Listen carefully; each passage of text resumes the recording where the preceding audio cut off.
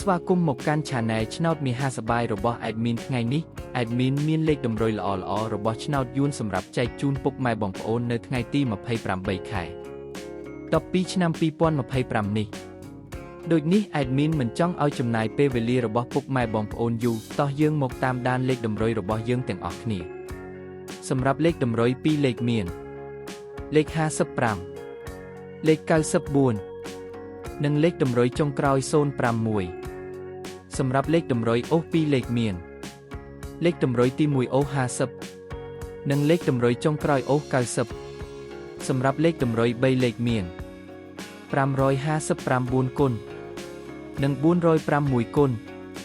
សម្រាប់លេខតម្រុយថ្ងៃនេះ Admin សូមជូនពរឲ្យពុកម៉ែបងប្អូនជួបតែសំណាងល្អទាំងអស់គ្នាហេងមានលាភមានជ័យ